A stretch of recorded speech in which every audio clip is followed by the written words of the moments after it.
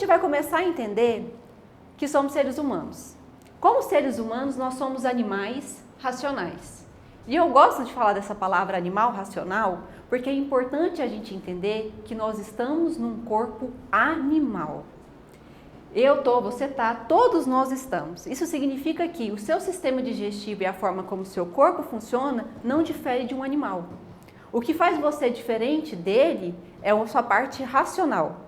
Eu não vou entrar em quesitos espirituais, mas pensa só que a sua parte racional é que difere você de um animal. Sendo assim, nós temos muitos instintos de sobrevivência. Dentro disso, imagine que o seu corpo e você, todos os momentos, tenta fugir da dor, porque a dor pode te levar à morte, e ir encontro ao prazer.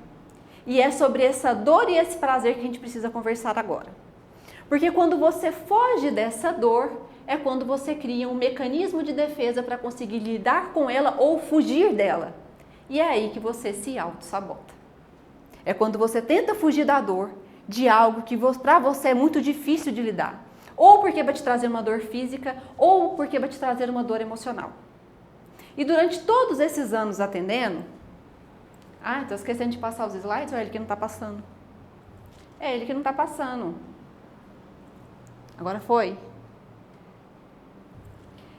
Durante todos esses anos atendendo, eu percebi que existem 5 dores emocionais que são as que acometem todo mundo. A primeira delas, indiscutivelmente, é a rejeição. Não falo só... Espera que eu vou ter que desligar esse ar. Não estou falando só de rejeição de relacionamento, mas esse é um dos principais. Mas a rejeição, às vezes, do seu pai, às vezes da sua mãe, às vezes no seu trabalho, é o sentimento de ser rejeitado por algo ou alguém. Esse, indiscutivelmente, é a primeira dor que as pessoas mais sentem. Seguida pela segunda, que não está aqui, está aqui. O abandono. E o abandono, ele é parecido com a rejeição, mas é diferente. Porque a rejeição é quando alguém fala para você assim, Cláudia, eu não quero te ver mais. Eu não quero mais nossa relação. Então isso é verbalizado, então você sente essa rejeição. O abandono é diferente. Às vezes a pessoa que te abandonou pode morar na mesma casa que você. Porque o abandono é o abandono do vínculo, do laço que você tem com a pessoa. Não necessariamente é físico. Então você pode ser abandonada pelo seu marido e continuar na casa com ele. Você pode ser abandonada pelo seu filho e continuar na casa com ele. Você pode ser abandonado pelo seu pai e continuar na casa com ele. E esse abandono dói. É quando a pessoa fala assim, ah, eu sou casada, mas é como se eu não fosse. Ah, eu tenho filho, mas é como se eu não tivesse. Ah, eu tenho mãe, mas ela não está nem aí para mim. É um sentimento de abandono. E aqui entra uma coisa muito interessante. A perda de um ente querido. Parece irônico, mas entra aqui no abandono. Vocês já perceberam que no velório de uma pessoa que morreu de acidente, geralmente tem alguém que fala assim, por que você me deixou? Eu vou ficar aqui sozinho. A sensação que a pessoa tem que ela foi abandonada. Como se a pessoa tivesse escolhido partir. Então, por que você me deixou aqui? Por que você foi? Agora eu estou sozinho. E uma das maiores dores que nós carregamos é desse abandono. Quando alguém vai e você fica. Eu sei que racionalmente para você, a pessoa não te abandonou. Mas e no seu coração? Como é que você sente isso? Terceira, erro e fracasso. O medo de fracassar, o medo de dar errado. Ah, e se eu fizer e der errado? E se eu falar isso e tiver errado? Aquele medo de tentar algo e fracassar. E isso geralmente faz com que você faça e fracasse e tem medo do próximo fracasso. Então você chega no humilhação. Vai chegar um momento que você começa a pensar assim, se eu falar, todo mundo vai me julgar. Todo mundo vai me criticar. Como é que vai ser isso? E se falarem de mim? Eu nem sei se eu consigo mais. Porque você está olhando a sua história pelo ponto de vista de outra pessoa. Você está achando que todo mundo está te julgando. Você está achando que você vai passar por um processo de humilhação ao tentar algo novo. Até chegar no último. A incerteza, essa aqui, é a mais sutil. É a que ninguém acha que tem até ser colocado numa situação nova. Por exemplo, quando você vai para o seu primeiro dia de aula numa escola nova, como é que você se sente? Como você não sabe o que você vai esperar lá, como você não sabe como você vai ser recebido, porque você já tem medo de ser humilhado ou criticado, ou até mesmo de fracassar, aquilo ali para você é assustador. Como é que é o seu primeiro dia no trabalho? Quando você não conhece ninguém, você chega na empresa, tá todo mundo lá, como é que você reage ali naquele ambiente que é novo? Às vezes é um pouco desconfortável, porque é difícil lidar com o quê? Com aquilo que você não controla. A incerteza, geralmente, ela nasce daquilo que você não consegue controlar. E quando você entra numa situação nova, você não controla, você foi jogado naquela situação. Então, para você, às vezes, é um susto. Você passa por um processo, você tem que internalizar e conseguir dar o próximo passo. Então, essas são as maiores dores que nós carregamos. E agora eu vou falar um pouquinho dos mecanismos de defesa que nós criamos para conseguir lidar com essas situações. Tudo bem até aqui? Então, respira fundo que nós vamos começar. Quando evitamos encarar essas situações, nossa mente cria um mecanismo inconsciente para nos proteger. O problema é que, em vez de ajudar, eles acabam nos impedindo de crescer. Então, cada uma das coisas que eu vou falar agora, você vai ficar rindo internamente porque você faz inconscientemente. Você ainda não tem total noção de como é que isso acontece e como é que você começa a fazer isso. A primeira autossabotagem é a generalização excessiva. O que acontece? Você transforma uma experiência que você teve, regra para todas as experiências na sua vida. Então, aquela pessoa que fala assim, toda vez que eu vou fazer dieta eu falho, eu sempre desisto, só dura uma semana. Ou então, teve um relacionamento, foi traída nesse relacionamento, e aí a pessoa começa a falar, nenhum relacionamento presta. Ou então, homem não presta. Ou então, mulher não presta. Ou então, todo mundo é traído. Para que você vai namorar? Você já viu um casamento que presta? Para que você vai casar? Aqui vou colocar um adendo. Cuidado com generalizações. Com todo mundo. Todo mundo quem? Você conhece todo mundo? Quem que é todo mundo? É muito abrangente. Todo homem não presta. Todo homem não presta. Toda mulher, todo relacionamento, ou então, agora quando é mais íntimo ainda é mais problemático. Todas as vezes que eu quero fazer uma dieta só dura uma semana e eu sempre saio da minha dieta. Então nem vou fazer dieta. Vamos para a segunda autossabotagem. É um pensamento 88000, que eu vou chamar ele de tudo ou nada. Vemos as situações em extremos, sem espaço para o meio termo. Essa aqui é ótima. Essa aqui é a que eu mais vejo, é assim. Começou a dieta. Começou a dieta, senti uma vontade de comer um docinho. Quem nunca, não é mesmo? Aí a pessoa pensa, é só um docinho, vou comer só um docinho. Aí ela come um pedacinho de bolo. Aí chega na hora do lanche, tem um pãozinho de queijo. Como ela já comeu doce, obviamente o pãozinho de queijo não vai caber na caloria do dia da dieta. Então o pensamento é, já comi o bolo mesmo, vou comer o pão de queijo. Chega na hora da janta, já comi o pão de queijo, já comi um bolo, vou pedir um Burger King. E aí chega no final do dia, você extrapolou as calorias da sua dieta, por quê? Porque já que eu saí da dieta, que se exploda, vou comer agora tudo que eu quiser. Só que a pessoa leva isso para tudo. Já que fulano me falou isso, então agora eu vou falar tudo o que eu quiser. Já que lá. Quando você começar com o já que, respira e pensa no que vem logo a seguir. Porque isso geralmente é você usando como justificativa para você jogar algo. Ou despejar algo. Isso é alguma forma de você externalizar a emoção que você está sentindo. Isso aqui é outra coisa interessante. Se a pessoa não respondeu a minha mensagem na hora que eu quero, então eu não vou responder nunca mais. Fulano falou assim comigo, agora eu vou falar 3 vezes pior. Sempre é pro lado negativo. E eu nunca vi ninguém falando assim, já que fulano me tratou bem, eu vou tratar ele 5 vezes melhor. Não. Fulano não falou comigo, agora ele vai ver o que é silêncio. Terceiro, desqualificação do positivo. Ou seja, aquela pessoa extremamente pessimista. Como é que ela faz? É assim, nossa, fulana, você perdeu 5 quilos, você tá tão bonita. Pois é, perdi 5 quilos, mas falta mais 10.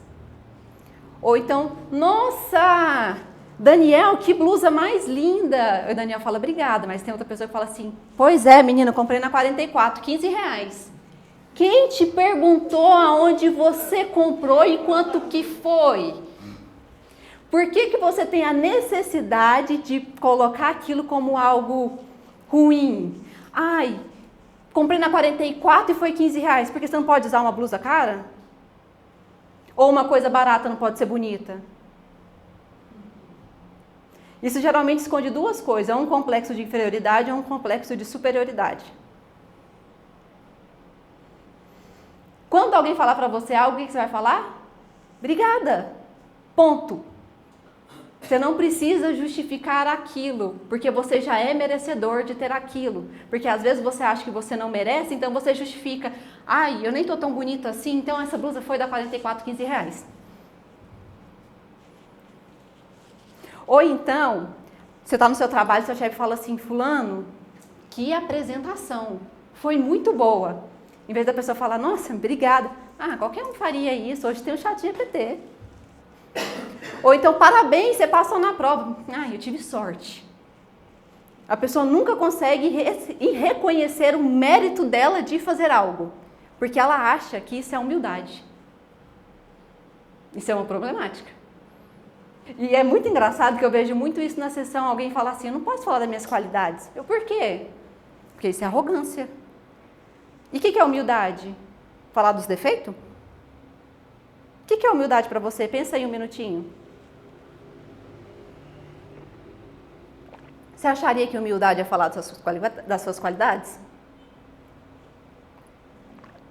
E se humildade for saber exatamente quem você é, seus lados positivos e seus lados negativos? Porque a gente confunde isso, né? A gente acha que humildade é aquela pessoa assim, nossa, eu faço isso mesmo, eu reconheço meu erro e tudo, mas você reconhece as suas virtudes? Vamos para o próximo, que é o quarto, catastrofização, ou seja, o apocalíptico é esse. Tudo vai dar errado sempre para ele. Imagina sempre o pior cenário. É a galera do mais. É assim, eu vou fazer uma entrevista de emprego, mas certeza que eu não vou ser contratado, porque lá é só QI, quem indica. Como eu não fui indicado, eu não vou ser. Porque ele já tem medo de ser rejeitado. Então, ele já cria o pensamento de que eu vou fazer a entrevista, mas não vou ser contratado porque lá é só porque indica. Ou, vou abrir minha empresa, mas já sei que não vai dar certo, porque aqui no Brasil, né, o presidente é o Lula, como é que eu vou fazer? Ou então, não vou fazer isso porque daquilo. Sempre vê o lado positivo, é aquela pessoa que nunca tem vaga, vai chover, tá chato, tá quente, tá frio, tá ruim, tá isso, tá cheio, tá na fila. Sempre tem algum problema. Nunca tá nada bom e sempre tem uma justificativa. E detalhe, a justificativa é bem plausível. Igual a do emprego. Nossa, vou fazer a entrevista, mas eu já sei que eu não vou conseguir porque lá, assim, é por indicação. Ou então, vou fazer um concurso público, mas já sei que eu não vou passar na redação porque eu sou de direita e certeza que esse povo lá é tudo petista. Sempre tem o mais. Quando você começar com o seu mais, alerta, comece uma sabotagem logo após. Volte e pense por que você está usando mais. É uma justificativa que você está tentando arrumar para o primeiro argumento, que já está errado, geralmente. Porque começa assim, não vou conseguir um emprego, mas tudo bem. Não, você vai conseguir. E por último, e esse é o que eu mais adoro, porque ele é quase um clarevidente. Esse aqui, ele consegue saber exatamente o que todo mundo pensa sobre ele o tempo todo. É aquela pessoa que ela imagina um cenário, vive o cenário. É assim, tá namorando, um casal tá namorando. Aí todo dia manda bom dia, meu amor, bom dia, chuchu, bom dia, bem, bom dia, vida, raio de sol, alecrim do campo. Mas um dia a pessoa acordou atrasada, mandou bom dia, ponto. Para quê?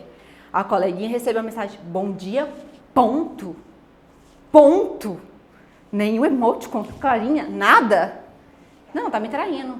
Certeza. Hoje na hora do almoço vai terminar. E já começa. Já cria a imagem da hora do almoço, do término, do choro que vai fazer à noite, contando para as amigas do término. Por causa do bom dia, ponto. Ou então tá no trabalho e o chefe passou e não deu bom dia. Sei lá, tá com dor de cabeça, ele passou e não deu bom dia. Já pega o telefone e liga.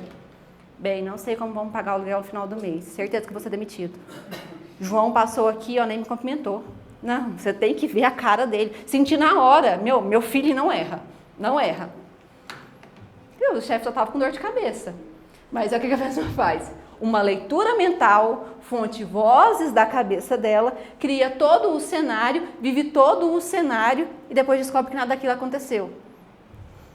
Aí no final do dia ri, né? Aí ele ainda fala assim, gente, vou rir para não chorar, né? Realmente.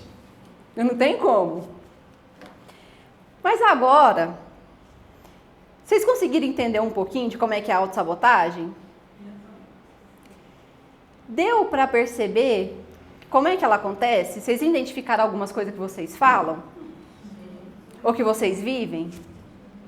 Então agora eu vou ajudar você a perceber um pouquinho de como é que essa autossabotagem acontece na sua vida. Eu vou pedir para cada um de vocês vir aqui na frente e falar 5 minutinhos sobre você. Você vai falar sobre quem é você, você pode falar sua profissão, você pode falar o que você mais gosta de fazer, mas é importante que você venha aqui falar 5 minutinhos de quem é você. Quem gostaria de começar?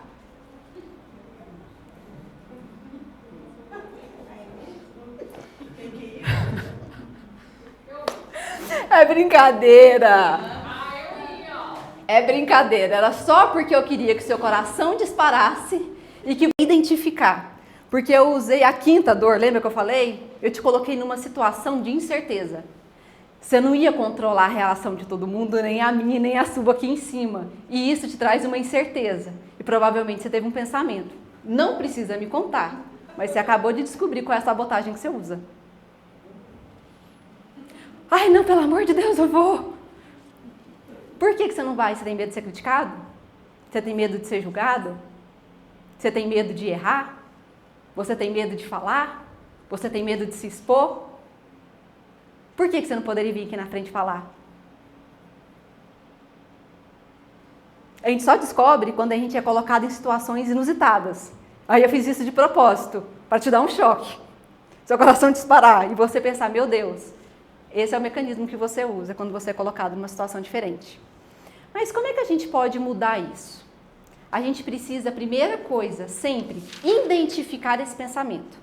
Eu fiz isso para você identificar esse pensamento. Agora ele está fresquinho na sua cabeça. Agora a gente vai precisar mudar esse pensamento. Então, se você é aquela pessoa que tem a generalização excessiva, que é aquela pessoa que usa o sempre, nunca vai dar certo, sempre falho, que acha que aquilo sempre é uma constante, primeira coisa que você vai fazer, você vai analisar. Isso acontece sempre mesmo? Você vai descobrir que não. Ou foi apenas uma experiência isolada? Só de você analisar isso, você vai ver que a força desse sentimento, desse ímpeto de não, e criar uma sabotagem em cima, vai diminuir. Quando essa emoção diminuir, você vai fazer uma programação para substituir esse pensamento de autossabotagem, que seria, por exemplo, o que eu aprendi com aquela situação que eu fracassei? Como eu posso fazer diferente da próxima vez? Ponto. Você usou? Pode falar, Gabi. Pode dar o exemplo de novo? De qual? Esse momento que Como assim? o momento que você substituiu. Você, por exemplo, essa situação que aconteceu, você teve algum pensamento. Vamos supor que você pensou, eu não vou falar lá na frente, porque eu sempre gaguejo. Pausa. Quando você vê que você teve esse pensamento, sempre gaguejo, aí você vai pensar, Isso sempre acontece mesmo?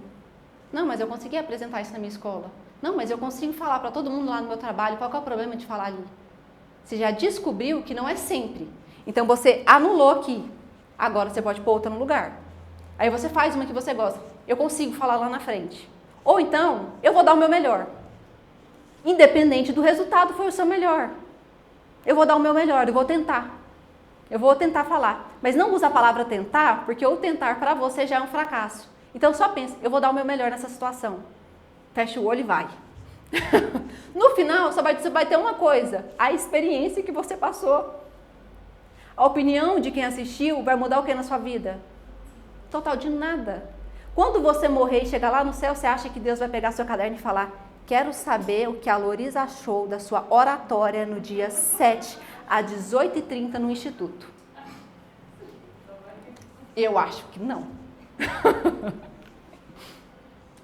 Quem tem o pensamento de tudo ou nada? Aquele pensamento de, se eu não ganhar essa discussão, então eu perdi completamente. Isso aqui em relacionamento tem esse extremo aqui. Eu preciso mostrar quem manda, porque senão nunca vou ser respeitado. E não é assim. É bom que as pessoas vai identificando aí. Não é assim que funciona. Você às vezes está errado, a pessoa está errada, vocês estão errados e vocês precisam só encontrar uma coisa: como posso resolver esse problema? Quando você quiser defender demais a sua verdade, quando você achar que a sua verdade é absoluta demais, comece a pensar: existe um meio termo entre o sucesso total e o fracasso? Existe um meio termo entre o que eu estou querendo que a pessoa entenda e o que ela está querendo me falar? Para um pouquinho e para de tentar fazer o coleguinha engolir sua verdade e pensa: por que ele está me falando isso? Ah, está me falando isso porque esse aqui também é o ponto dele. Então, no final das contas, também eu não estou certa, ele não está certo. Como é que a gente pode resolver esse problema? Inclusive, essa é uma pergunta mágica que eu uso ela para todos, porque eu sei que vocês não vão lembrar de todas as... Qual pergunta devo falar? Qual resposta? Eu sei que é difícil. Então, só lembra de uma. Simples. Como eu posso resolver esse problema? A grande questão é que a gente não sabe comandar o funcionamento do cérebro. Se você parar de pensar no problema e se fizer só essa pergunta: como eu resolvo esse problema? Como eu posso resolver isso? Ele começa a buscar no inconsciente coletivo uma informação para você resolver esse problema. E vai ser no momento mais inusitado. Você está tomando banho, você pensa: nossa, posso fazer daquele jeito. Nossa, posso fazer isso. Nossa, é só pedir desculpa. Nossa, a pessoa só estava tentando me falar aquilo. Então, troca a reclamação, troca o problema por como eu posso resolver isso. Usa isso muito em questão financeira, porque eu vejo que é o maior bloqueio. A pessoa fica na dívida. Tipo, eu tenho boleto, eu tenho boleto, eu tenho boleto, eu tenho boleto, eu tenho boleto. Nossa, minha conta vai chegar, a conta de energia, e a conta de água, e o aluguel, vou ter que escolher um, vou ter que escolher outro. O boleto já existe. Você pensar num boleto não vai mudar ele. Agora você pensar, olha para o boleto e pensa: como é que eu posso resolver isso? Seu cérebro vai começar a pensar formas de você ganhar mais para poder pagar esse boleto. E aí você vai começar a ter outra visão para as oportunidades que passam na sua vida. Então você vai começar a ficar atento, tipo, nossa, fulano está falando de uma nova empresa, será que eu posso entrar ali e eu consigo ganhar mais, tipo assim, R$100 ali? Nossa, então será que se eu fizer um Uber 3 dias eu consigo fazer isso? Já consigo pagar isso? Nossa, se eu fizer isso, eu consigo fazer aquilo outro? Você vai ver que você começa a resolver o problema, ao invés de viver no problema. Deu para entender? Faz o teste. Tem algumas pessoas que perguntam assim: Stephanie, você tem alguma dica para poder fazer durante a quaresma e tudo? Troca a sua reclamação pela pergunta: como eu posso resolver isso? Qualquer reclamação. Porque você reclama buscando culpado. Você culpa o boleto, você culpa o governo, você culpa o imposto, você culpa o supermercado, você culpa o preço de negócio. Não vai mudar. Não interessa de quem é a culpa. Vai resolver? Então, como vou resolver esse problema? Ou você vai parar de comprar, ou você vai resolver o problema.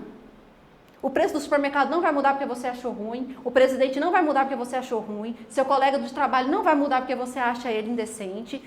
O que você pode mudar? Você. Somente. Vamos para a desqualificação do positivo. E essa desqualificação do positivo, tomara que você não seja essa pessoa. Porque essa pessoa ela vai perdendo a energia vital dela. É aquela pessoa muito pessimista. Inclusive, é a pessoa mais chata de conviver essa. De verdade. Porque tudo tá ruim, tudo tá chato, nada funciona. É chato. Depois a pessoa fica sozinha. Porque ninguém aguenta de tanta reclamação, porque ela só vê tudo negativo do lado dela. Como é que você vai pensar isso? Esse aqui é o da blusa. Lembra da blusa? R$15 dá 44? Ok, recebi elogios, mas foi só por educar. Esse, inclusive, dentro de relacionamento. Ai, céus. É aquela pessoa que ela geralmente tem uma dependência emocional. Então o namorado fala assim: nossa, amor, você tá linda. Tá falando isso só porque você sabe que eu engordei, né? Nossa, vida, te amo. Te amo do nada? O que você aprontou? Vai, fala. Nunca recebe um elogio com um bom grado e fala: nossa, amor, obrigada. Nossa, também te amo. Não, tá querendo o quê? Já fiz janta. Nossa, não, para. Isso e aquilo. É isso aqui. Olha só que interessante. Tem pessoas que fazem isso com ela mesma e com os outros, mas geralmente ela só faz com ela. Se ela só se fizer uma pergunta, se fosse outra pessoa, eu desqualificaria ela da mesma forma que eu estou fazendo comigo? Se eu fosse falar te amo, eu ia gostar de ouvir a forma como eu respondi? Se eu desse parabéns para uma pessoa que ganhou um cargo, eu ia achar normal ela falar assim: ah, não, foi sorte? Eu ia achar normal ela desmerecer tudo que ela consegue? Eu ia desmerecer dela o que ela consegue? Ah, não, você conseguiu porque você tem sorte. Não, você ia ficar feliz por ela. Por que você não consegue ficar feliz por você? Então fazer isso, às vezes, já faz a sua chave virar e pensar: nossa, se eu apoio tanto fulano, se eu consigo ficar feliz pelas outras pessoas, por que eu não consigo ficar por mim? Vou conseguir também. E você vai. Pensa: eu mereço esse reconhecimento. Diga somente: obrigada. Sua roupa tá linda. Obrigada. Quando você começar, comprei na 44. Obrigada. Nossa, você emagreceu 5 quilos. Obrigada. Não vem com: ai, mas você tem que emagrecer mais 10, essa roupa aqui não serve. Obrigada. Porque você vai gerando isso dentro de você, isso vai tornando você uma pessoa mais harmônica. Catastrofização. Essa palavra, né, ela é bem catastrofização. É porque ela tem que trazer o ar apocalíptico que eu queria. Essa é muito pesada, porque tudo também é negativo. O mundo está em crise, eu não consigo emprego, eu não consigo isso, não consigo aquilo. Começa a pensar uma coisa. Quando você achar que está dando tudo errado, pensa: o que eu posso fazer? Eu posso controlar isso? Análise: eu posso controlar isso? Se você não pode controlar, se vai chover ou não vai chover, se vai subir a bolsa de valores ou vai descer, se vai aumentar o preço ou não vai aumentar o preço, então esquece, você não tem como fazer nada sobre isso.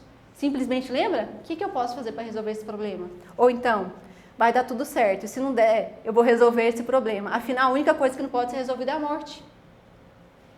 Esse pensamento vai ser libertador na sua vida. Se você for fazer uma entrevista de emprego e der errado, o que aconteceu? Nada, você só não teve um emprego. Se você for para um lugar e chover, o que aconteceu? Nada, só choveu. E o dia que você entender que o que você acha que é o fim do mundo, nada, só aquela situação, você vai ver que tudo fica mais leve. Então faz uma pergunta para você assim: tá valendo a vida? Não? Então tá tudo bem. Se não estiver valendo a vida, tá tudo bem. Você vai ver que as suas escolhas vão ficando mais leves. Você não precisa carregar esse peso de tudo é muito difícil. Meu Deus, se eu não conseguir isso e aquilo, e agora o que eu vou fazer? Vai tomar outro caminho, vai fazer outra escolha. Não deu certo, tudo bem, mas você pode fazer outra coisa dar certo. Já descobriu como que dá errado, coletou a experiência.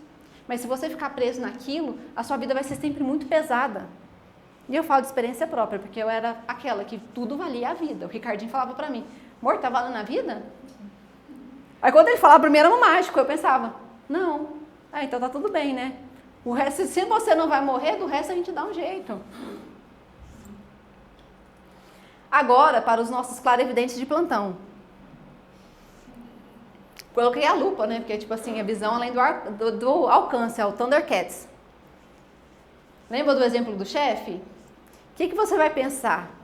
Eu realmente sei o que essa pessoa está pensando? E geralmente você vai descobrir a conclusão que não. Você está interpretando pelaquilo que você tem dentro e você está atribuindo para o outro aquilo que você mesmo acha. Então, quando você acha assim, nossa, meu chefe acha que eu sou péssima, que ele vai me demitir, se pergunte, é ele mesmo que acha ou sou eu que acho? Fulano acha que eu tô gorda com essa roupa, é o outro que acha ou você que acha? Nossa, fulano tá olhando pra minha espinha, é o outro que tá olhando ou é você que tá olhando? Nossa, fulano não quer falar comigo, é porque eu fiz alguma coisa. Você já sabe o que você fez, você já está culpado pelo que você fez e ao invés de assumir isso, você está achando que o outro está te julgando pelo que você já sabe que você fez. Então, sempre pense, eu realmente sei o que essa pessoa está pensando? E se você não sabe o que essa pessoa está pensando sobre você, tem uma mágica que pode fazer você resolver. Sabe qual é? Pergunte. Fulano, você está com raiva de mim? Fulano, você achou isso de mim? Nossa, tive a impressão disso. É real? E aí você vai tirar essa dúvida da sua cabeça. E provavelmente, aí você vai ter a certeza cabal. Porque se você perguntar, quando a pessoa for responder se aquilo que você achava realmente é verdade, você vai ver na cara dela. E se não for, você também vai ver na cara dela. Você vai pensar, nossa, realmente estava tudo dentro de mim. Isso às vezes vai evitar com que você tenha tantas inimizades. Porque você deixa de conversar com uma pessoa, você julga uma pessoa, fala mal de uma pessoa para uma terceira pessoa, tudo fonte, voz da sua cabeça que você criou. Porque às vezes a pessoa não te cumprimentou. Aí você criou toda essa história. Mas para justificar um sentimento interno seu. Tá dando para entender? Eu vou dar um intervalo de 10 minutinhos, só para você internalizar isso, tomar uma aguinha aí no banheiro e a gente volta para a segunda parte, tudo bem? Agora vamos resolver esse problema, né, gente? Que eu apresentei o problema, mas aí agora, né, o que a gente faz? A primeira coisa que a gente já percebeu é que você precisa identificar esse padrão de pensamento.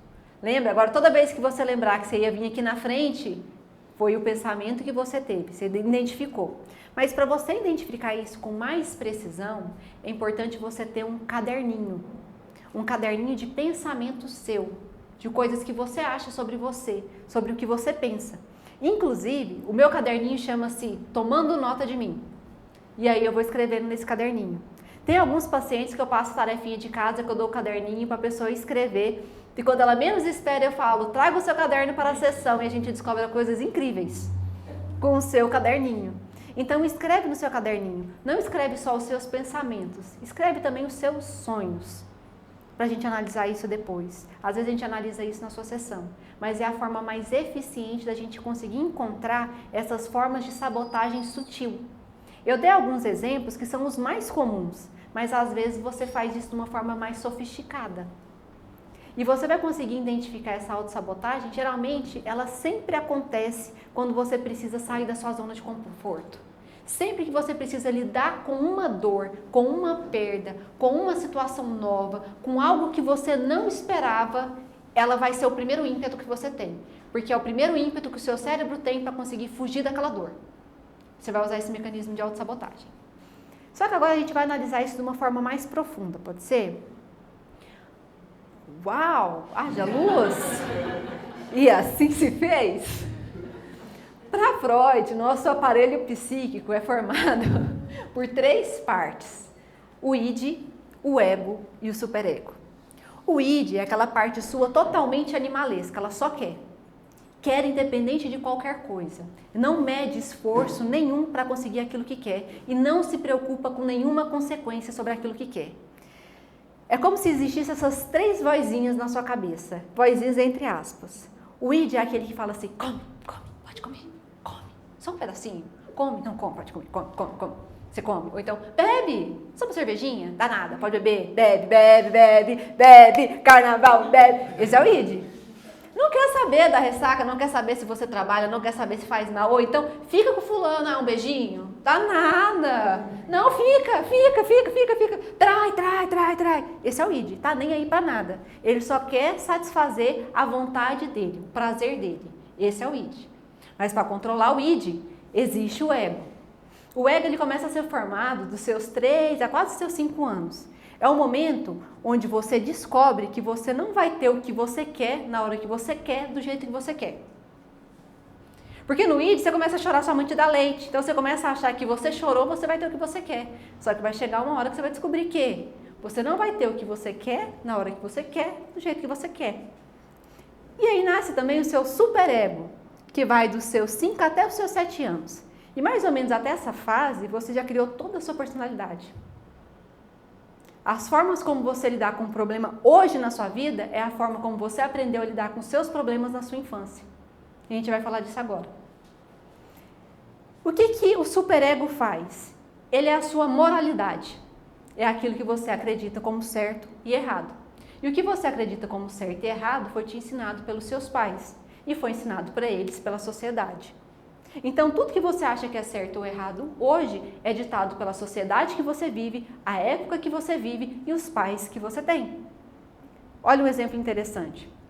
Aqui no Brasil, a gente pode se casar, mas aqui nós somos monogâmicos, só pode casar com uma pessoa. E existem países muçulmanos que o homem pode casar com várias mulheres, eles são poligâmicos. E lá para eles isso é certo, para a gente aqui isso é errado. Isso é tão errado que é contra a lei, é um crime, você não pode fazer isso. Então lá para eles não tem problema nenhum, aqui para a gente tem problema, nossa, isso é errado. São conceitos que a gente tem de certo e errado de acordo com a região que a gente vive no mesmo planeta. E a gente precisa entrar nesse entendimento do que a gente acredita como certo e errado, que foi ditado pela sociedade que a gente está, porque é isso que faz você se sentir um vencedor em conseguir algo ou se sentir culpado por algo que você acha que é errado. Deu para entender a complexidade disso? Então, o que você acha que é certo ou errado é o que vai fazer você acreditar que você está vencendo na vida ou que você está fazendo uma atrocidade e você merece ser punido porque você se sente culpado. Depois, a partir do momento que seu pai e a sua mãe teve uma relação, o espermatozoide fecundou esse óvulo, depois de 12 horas, quando acontece a divisão dessa célula, a partir desse momento você começa a receber programações. A partir desse momento você sente tudo que a sua mãe sente, passa tudo que a sua mãe passa e você começa a criar o que você vai chamar depois de personalidade. E a forma como você lidar com os problemas hoje é a forma como você resolvia os seus problemas quando você era criança. Então vamos analisar isso aqui agora. Quando você acaba de nascer, se você sentir fome, o que você faz? Você chora para você conseguir o leite. Então a primeira forma que você sabe para resolver um problema é chorando. Então você chora, sua mãe te dá o leite.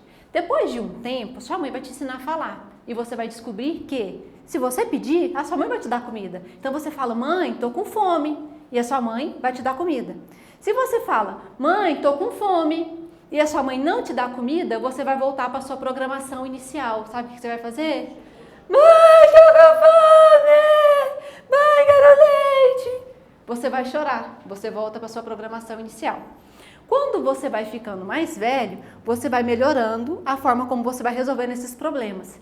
Mas quando você começa a chorar, é quando você esgotou todas as formas de resolver o seu problema e voltou lá para a sua programação inicial. Para quem fez o curso, lembra lá do macaco?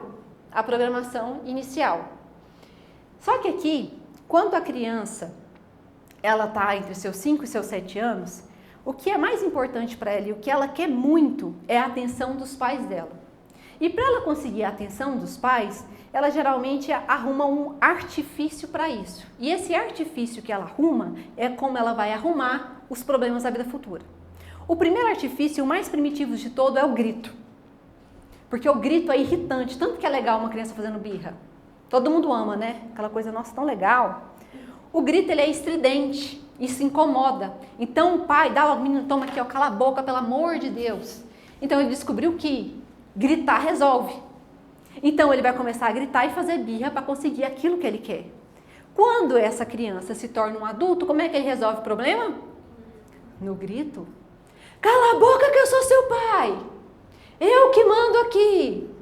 Vai fazer do meu jeito. Ou aquela pessoa que grita, que xinga, que impõe a verdade sobre a outra pessoa. Geralmente é aquele anarquista, o revoltado, que vai fazer uma rebelião na empresa, porque ele descobriu que assim funciona. E é assim que ele vai resolvendo os problemas dele na vida adulta. Ou então, tem o segundo tipo, que é a ausência. A criança começa a perceber que se ela sumir, a mãe dela vai procurar ela. Então ela começa a se esconder dentro do guarda-roupa, embaixo da pia, embaixo da cama, para a mãe dela ficar procurando ela. E quando a mãe dela lá, ai, fulano, vem cá na mamãe. Aí ele pensa, deu certo, minha mãe me procurou. Só que quando essa criança começa a ser adulta, ela começa a ocultar a presença dela. É aquela pessoa que você não sabe que estava no lugar. Você chega assim para fulano e fala, você viu que Beltrano estava de rosa ontem? Beltrano? Estava lá? Estava lá na mesa de jantar. Não, estava. A pessoa oculta tanta presença que ninguém percebe que ela está no ambiente. E é assim que ela resolve o problema, ela não resolve. Ela simplesmente fica olhando para o problema e fica na dela e deixa. Ela coexiste com o problema e deixa, ela não vai resolvendo. Ela vai ocultando a presença dela. Ela vai fingindo que aquilo não está acontecendo. E assim ela vai lidando com esse problema. Geralmente, esse tipo de pessoa que oculta a presença veio de uma gravidez onde a mãe tentou esconder que estava grávida. E essa é uma programação muito forte. Quando essa criança nasce, ela tem a tendência de ocultar a presença dela. Conectou? A terceiro tipo, aquela criança sapeca. É aquela que você chega na casa da mãe, ela tá pulando de um sofá para o outro, tá escalando a cortina, tá gritando, tá caindo na piscina. Porque ele descobriu que a mãe dele vai ter que pensar nele o tempo todo. Ela não sabe se ele enfiou o dedo na tomada, se ele morreu, se ele está afogado, se ele está beijando o cachorro. O que ele está fazendo? E ele acha isso muito engraçado, porque ele faz as coisas, a minha mãe dele fala, nossa, menino, seu danado. Bate nele, mas depois ri. E ele também.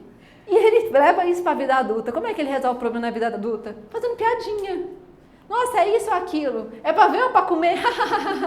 Um problema super sério, a pessoa fazendo uma piada, uma brincadeira. Ou então, faz um sarcasmo e ri. Porque ele não consegue resolver aquele problema encarando de frente. Não, vamos fazer uma brincadeira, tá tudo bem assim, resolve. Agora depois a gente vê isso.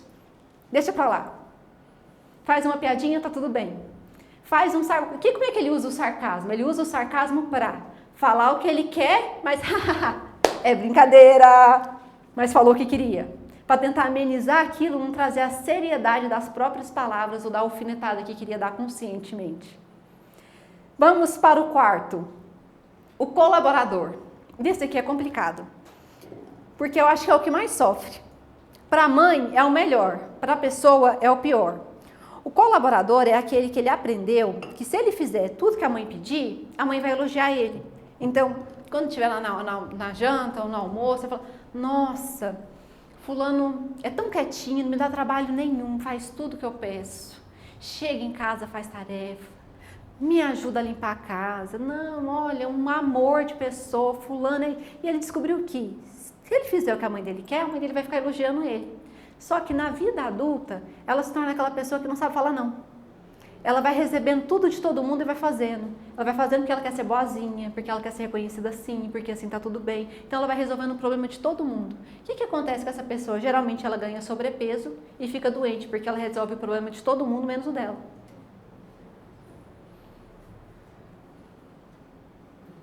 Para essa pessoa descobrir a falar não, demora um tempo, porque ela tem a sensação que ela falar não, ela está sendo mal. Ela está sendo ruim. Ela está indo contra a educação da mãe dela. Para ela é difícil falar não, porque ela acha que ela está machucando a outra pessoa. E tem o quinto e o último, e esse é o mais interessante, porque esse consegue ter muito sucesso. Tudo que ele faz, a mãe dele aplaude ele e fala da conquista. É aquela coisa assim, meu Deus, fez um gol, gol! Pega o filho, levanta. Ele vai ter a sensação que ele sempre vai ser reconhecido pela vitória que ele tem. Ou então quando ele realmente, gente, olha que sorriso mais lindo, olha que arrancou o dente, que banguelinho mais lindo, menino horroroso, e a mãe tá lá, coisa mais linda. Ele vai achar que até o sorriso dele é gratificante. E ele vai levando isso para a vida dele. Nossa, então se eu conseguir isso, vai dar certo. Se eu fizer isso, minha mãe vai vibrar comigo. Tem pessoas que torcem por mim. E provavelmente na vida essa criança vai ser uma criança que vai conseguir tudo. Porque ele descobriu que se ele tiver um problema, o pai e a mãe dele vai ajudar, que ele sempre tem alguém para poder apoiar ele, então ele tem coragem de dar o próximo passo. O que a gente precisa saber é que por trás daquela pessoa que tem a generalização excessiva, lembra lá do primeiro? Que tudo eu nunca vou conseguir. Existia uma criança que ouvia: você não faz nada direito. Você não presta para nada. É um adulto que fala: eu nunca vou conseguir. Eu não consigo fazer nada direito. Porque foi isso que ele ouviu. Foi isso que ele internalizou. E foi isso que ele levou para a vida. Por trás de uma pessoa que tem um pensamento de tudo ou nada, existia uma criança que escutava: ou você vai fazer isso ou você vai apanhar. Ou você vai lá agora ou você vai ficar de castigo. Então, para ele, na vida dele, tudo é assim. Ou eu faço isso ou vai dar tudo muito ruim. Ou eu faço aquilo outro ou eu vou perder meu emprego. Ou eu vou trabalhar 24 horas por dia, ou meu chefe não vai me ver assim assado. Tudo leva para o extremo. Porque foi assim que ele foi ensinado a lidar com essa situação. Por trás de uma pessoa que desqualifica o positivo, existia uma criança que escutava: nossa, mãe, tirei 10 na escola. Não fez mais que obrigação. Nossa, eu consegui. E daí? Aí aquela criança que fala: nossa, parabéns, você tirou 10. Ah, qualquer pessoa tiraria. Por trás daquela pessoa, da catastrofização, existia uma mãe que colocava medo atrás dessa criança. Não vai lá não, que tem bicho-papão. Às vezes na preguiça ou na correria de não conseguir fazer ou algo, inventa toda uma dificuldade para o filho não fazer. E o filho vai inventando toda a dificuldade da vida para qualquer questão que vai fazer. Como é que você pode resolver isso? Eu sei que, nesse momento eu sei que é delicado, porque nós somos, todo mundo aqui é filho de alguém e algumas pessoas aqui já são mães. E às vezes a gente pensa: nossa, minha mãe fez isso comigo, nossa, minha mãe falou isso para mim, nossa, eu sou assim, sou assado. Já foi. E deixa eu te contar, era o melhor que ela conseguia ser naquela época. A única coisa que você pode fazer é: como posso resolver esse problema? E hoje, se você é mãe e você está escutando essa aula, como posso resolver esse problema? Eu costumo brincar que eu falo assim, né? Nasce uma mãe, nasce uma culpa. Porque parece que você está fazendo sempre tudo errado. Mas você precisa entender que é o seu melhor, é o que você consegue fazer. E no final das contas, a gente é cobrado por aquilo que nós conseguimos fazer e fazemos de coração. Se você está fazendo o melhor que você pode, é isso. E no caminho você vai adaptando da forma como dá para fazer. Mas agora que você está ouvindo isso, que você está entendendo isso, você vai perceber que existem programações que você vai conseguir fazer essa substituição de pensamento. Mas existem outras que são muito enraizadas e que você vai precisar de uma ajuda. A reprogramação mental vai te ajudar com elas. Porque aqui, eu vou dar algumas dicas de soluções para a gente equilibrar isso aqui. Mas eu quero que você tenha em mente que se tem uma coisa que você tenta fazer, mas é mais forte que você, é um trauma muito grande. E o seu cérebro sempre bloqueia ou coloca alguma coisa na frente, uma lembrança na frente, algum problema, para você não conseguir encarar o que realmente está te fazendo dor, geralmente está te causando essa dor. A reprogramação mental vai conseguir te ajudar com isso. Como é que ela vai conseguir te ajudar? Voltar na memória onde você gerou esse trauma, onde você gerou essa dor, para ressignificar isso para você, para no seu eu de agora você conseguir fazer a programação daquilo que você quer. Lembra que eu sempre falo? 2 corpos não ocupam o mesmo espaço e não existe espaço vazio nessa planeta Terra. Quando algo sai, algo precisa ocupar. Se nós tiramos uma programação, uma sabotagem que você faz com você mesmo, outra programação precisa ocupar esse lugar.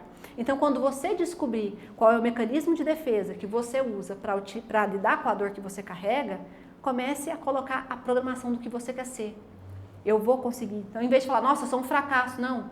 Eu vou conseguir, eu vou dar o meu melhor. Nossa, vai dar tudo errado, tá bom, eu vou morrer? Não? Ótimo, então vamos resolver da forma que dá para resolver. Vai tentando mudar essas programações. Mas se existem algumas que é latente, que você não consegue tirar, busque a reprogramação para te ajudar. E sabe a que eu vejo que mais é complexa? Sempre, primeiro relacionamento e a segunda na prosperidade. Por que a pessoa não tem prosperidade? Porque ela acha que ela não merece.